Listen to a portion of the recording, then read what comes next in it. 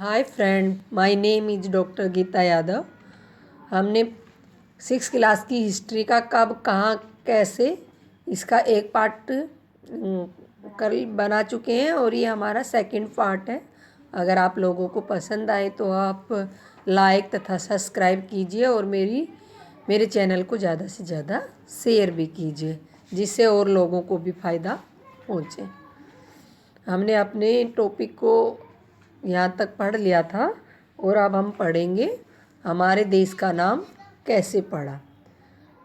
हम अपने देश का प्राय नाम किस नाम से जानते हैं? इंडिया और भारत के नाम से ही जानते हैं।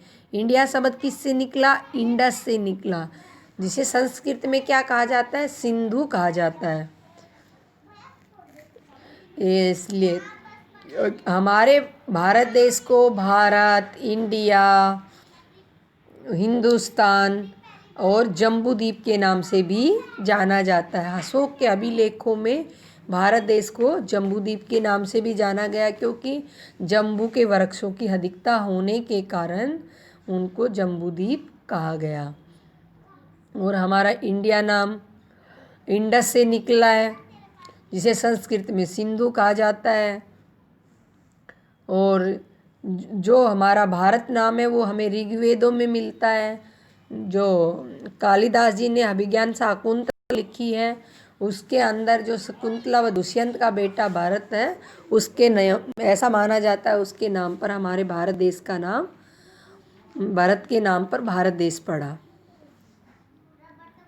उत्तर पश्चिम की ओर से आने वाले ईरानियों और यूनानियों ने सिंधु को क्या कहा? हिंदोस कहा। वो लोग यूनानी लोग क्या करते थे? सॉरी ईरानी भाषा में सै को क्या बोला जाता है बोला जाता है। इसलिए वो सिंधु नदी को हिंदू नदी कहते थे। इसलिए ईरानियों ने सिंधु को हिंदोस अथवा इंडोस और इस नदी के पूर्व में स्थित भूमि प्रदेश को इंडिया कहा। भारत का नाम का प्रयोग मैं पहले बता चुकी हूँ कि हमारे यहाँ भारत के नाम पर भारत पड़ा। इसका वर्णन हमें कहाँ मिलता है? ऋग्वेद में भी मिलता है। अतीत के बारे में कैसे जाने? अब हमें पढ़ा था कि कैसे जाने, तो हाउ जो हमारा टॉपिक था कि कैसे, तो पास्ट के बारे में हम कैसे जान सकते हैं? आप फ्रेंड्स इसको देख सकते हो, ये एक मेन्यू स्क्रिप्ट दी गई है। मेन्यू मतलब स्क्रिप्ट मीन्स लिखना, मेन्यू मीन्स हैंड रिटन, जो हाथ से लिखी हुई, हिंदी में इसको पांडुलिपि कहते हैं। ये पुस्तकें हाथ से लिखी होने के कारण इन्हें क्या कहा जाता था? पांडुलिपि कहा जाता था। अंग्रेजी में पांडुलिपि को क्या कहते हैं? मैन्युस्क्रिप्ट कहते हैं। यह किस भाषा का शब्द है? लैटिन भाषा का। मैन्यू जिसका अर्थ है हाथ से निकला है।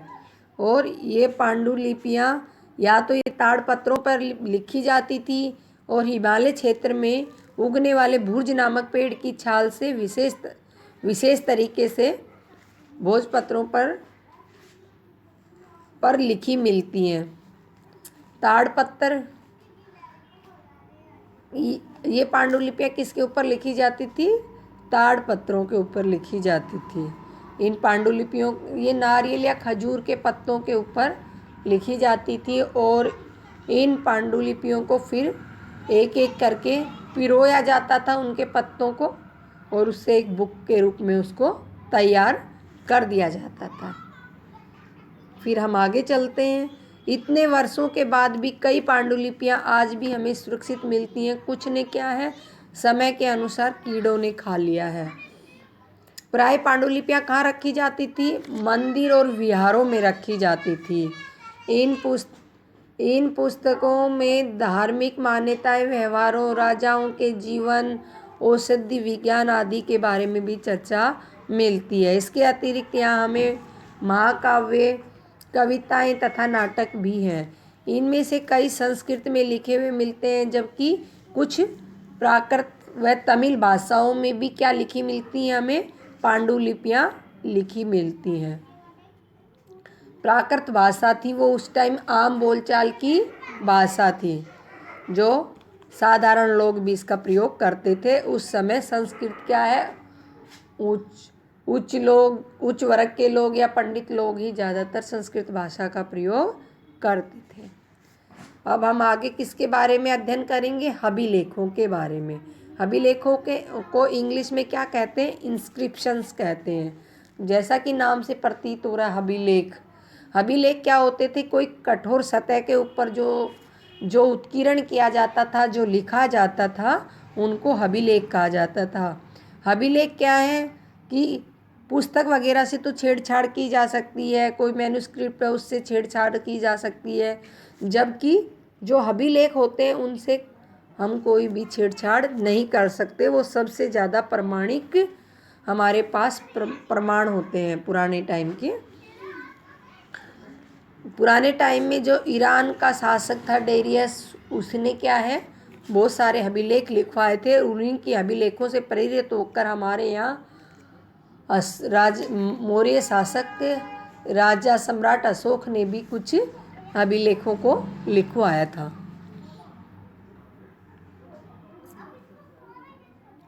इन अभिलेखों में क्या है, ज़्यादातर राजा और रानियों के बारे में उत्कीर्ण मिलता है, और कभी कभी हमें साधारण स्त्री पुरुषों के बारे में भी उत्कीर्ण मिलता है। उदाहरण के लिए प्राय शासक लड़ाइयों में अर्जित विजयों का लेखा जोखा भी इन अभिलेखों में लिखवाते थे।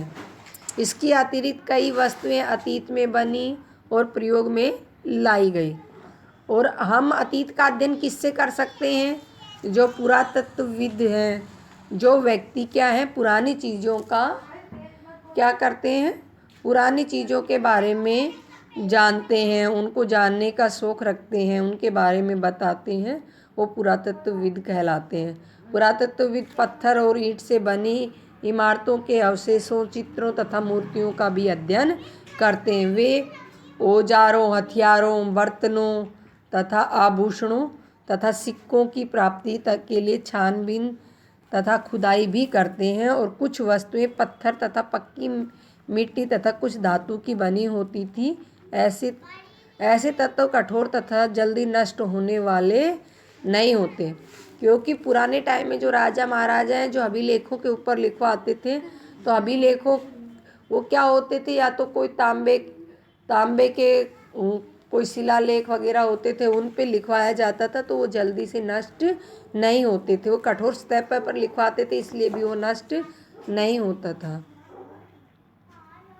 पुरातत्वविद हैं, वो जानवरों, चिड़ियों तथा मछलियों की हड्डियों को ढूंढकर उनसे भी पता लगाते हैं कि कौन सी चीज़ कितनी पुरानी है, किस समय की है। और यहाँ तक कि जो हमें पुराने वंशपतियों के अवशेष हैं, उनसे भी पुरातत्वविद पता लगाते हैं। और आप लोगों को अगर मेरी वीडियो पसंद आए तो आप लोग लाइक तथा सब्सक्राइब करते रहें। कई पुरातत्वविदों को बहुधा कपड़ों के अवशेष मिलते होंगे। पांडुलिपियों, अभिलेखों तथा पुरातत्व के ज्ञात की जानकारियों के लिए प्राय स्रोत शब्द का प्रयोग करते हैं। इन्हें इतिहासकार उन्हें कहते हैं जो वो अतीत का अध्ययन करते हैं। स्रोत की प्राप्ति होते ही अतीत के बारे में पढ़ना बहुत ही रोचक हो जाता है। इतिहासकार किसे कहते हैं, जो पुराने अतीत के बारे में जो अध्ययन करते हैं इतिहास का, वो इतिहासकार कहलाते हैं।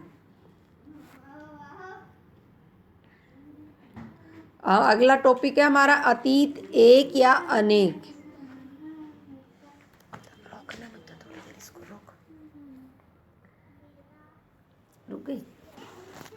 अतीत एक या अनेक, जैसा कि शीर्षक से प्रतीत हो रहा है, हम अतीत के बारे में बात कर रहे हैं। अतीत शब्द का प्रयोग बहुवचन के रूप में किया गया है।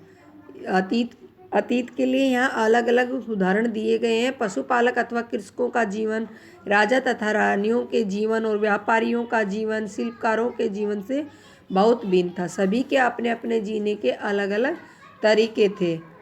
हम देखते हैं कि उन लोगों के रहने सहने का ढंग भी अलग अलग था, इनके रीति रिवाज भी अलग थे।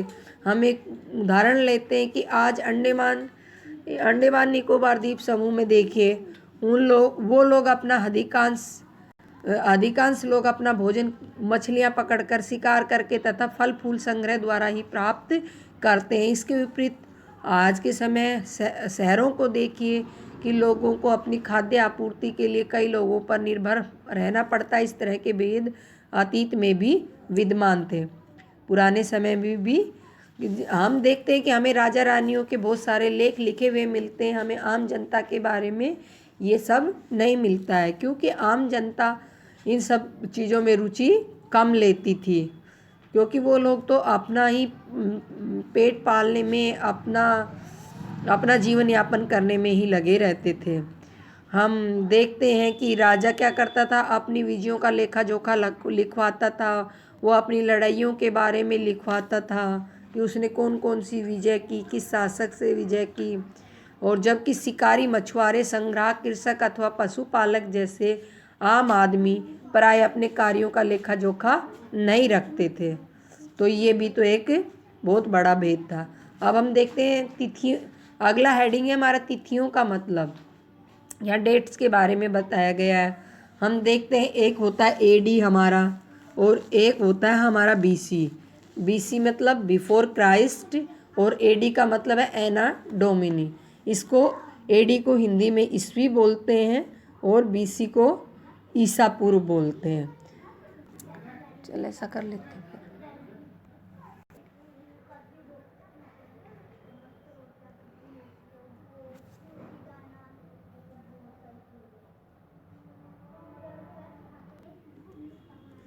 हम इसमें जानेंगे एडी और बीसी, लेकिन अभी हम इस वाले टॉपिक को अगली वीडियो में कवर करेंगे।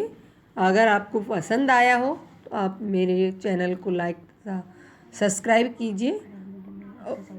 अगली वीडियो में हम इस चैप्टर की एक्सरसाइज भी करेंगे और ये बचे हुए टॉपिक्स के बारे में बात भी करेंगे। Thank you friend.